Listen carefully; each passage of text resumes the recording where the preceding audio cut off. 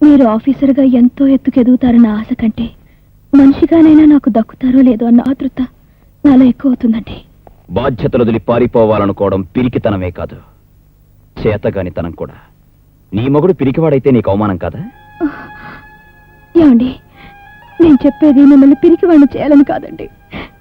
ఇరుగు పొరుగు వాళ్ళంతా ఏ క్షణంలోనైనా మీ విరోధులు మిమ్మల్ని చంపేస్తారని చెప్పుకుంటుంటే ఒక భార్యగా, ఒక బిడ్డకు కాబోయే తల్లిగా నా మనసు గజగజ వణికిపోతోందండి. అందుకే అన్నాను. నాతో బ్రతికే వాళ్ళకెవరికైనా కావాల్సిందే కేవలం నా మీద అభిమానం మాత్రమే కాదు, నా లక్ష్యంలో నాకేం జరిగినా తట్టుకునే గుండె ధైర్యం. గుండె ధైర్యం అంటే గుండెగా మారమనా? మనిషి రక్తం తాగే పులిని జీవహింస పేరుతో వదిలేస్తే అది ఊరినే శ్మశానంగా మారుస్తుంది. దాన్ని వేటాడి చంపడం గుండాతనం కాదు. నేను అడిగింది మిమ్మల్ని మీరు సమర్థించుకుంటారని కాదు, మీది తప్పో కాదో చెప్తారని. వాడు మీ అన్నయ్యని చంపడం తప్పు కాదా? వాడికి తొత్తులై వాడిని విడిపించిన ఆ పెద్ద మనుషుల తప్పు కాదా? నా నీతిని, నా సిన్సియారిటీని, నా ఆదర్శాన్ని గొంతు నిలిమి ఆ రౌడీయిజానికి రాచరికం కట్టడం ఈ రాజకీయం తప్పు కాదా? ఒక సిన్సియర్ పోలీస్ ఆఫీసర్గా ఓడిపోయాను, అందుకే చట్టబద్ధంగా వాడిని చంపి గెలిచాను. మీరు చేసింది తప్పో ఒప్పో ఈ 4 గోడల మధ్య ఒంటరిగా ఈ చీకట్లో మీ మీద తిరగబడుతున్న మీ అంతరాత్మను అడిగితే తెలుస్తుంది. సుధా, నువ్వొక ఐఏఎస్ ఆఫీసర్వని, సమాజాన్ని, చట్టాన్ని, చదువు సంస్కారాలతో ఆలోచించగలవని నీకు నా ఆవేశానికి అర్థం చెబుతున్నా. ఈ వ్యక్తులు, వ్యవస్థ, పరిస్థితులు, పరిసరాలు న్యాయానికి 4 పాదాలుగా ఉండి సక్రమంగా ఉంటే యువతరం ఇలా దారి తప్పాల్సిన అవసరం ఉండదని, అధర్మం వెర్రితలలు వేసి విర్రవీగినప్పుడు తెగ నరకమని సృష్టించిన దేవుడే చెప్పాడు. అందుకే ధర్మాన్ని నిలబెట్టాల్సిన చట్టాన్ని అధర్మాన్ని చీల్చే అంకుశంగా చేశాను.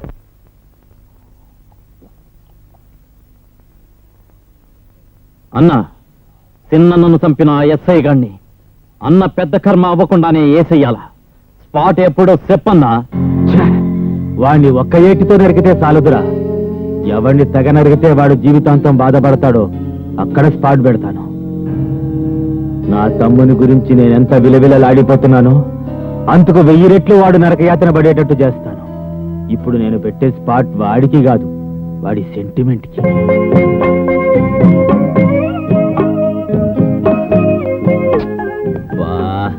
యూనిఫామ్ వేసుకుని ఊరంతా కమాండ్ చేస్తున్నాను, నిన్ను పనులు చేయకుండా కంట్రోల్ చేయలేకపోతున్నాను. ఇలాంటప్పుడు పనులు చేయడం మంచిదని డాక్టర్ చెప్పారండి. ఎవరా రాసుకెళ్ళి నా పెళ్ళాన్ని పనులు చేయమంటానికా?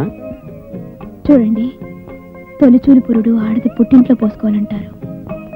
నాకు పుట్టిల్లు మెట్టిల్లు 2 ఇల్లే. అయిన వాళ్ళు, ఆదుకున్న వాళ్ళు నాకు మీరే.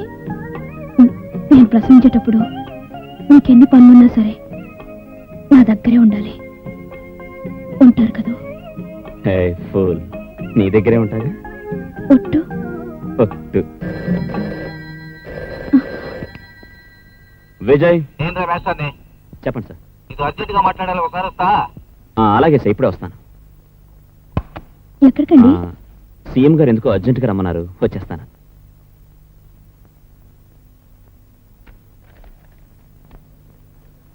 Good evening sir. ఏంది ఈ వెళ్ళేటప్పుడు వచ్చావు? అదే సార్, మీరు ఫోన్ చేశారుగా. నేను ఫోన్ చేశానా? అవును సార్, ఫోన్లో మీరే చెప్పారుగా అర్జెంట్ గా రమ్మని. ఆశ్చర్యంగా ఉందే, నాకు తెలియకుండా నేను ఫోన్ చేయడం ఏంది?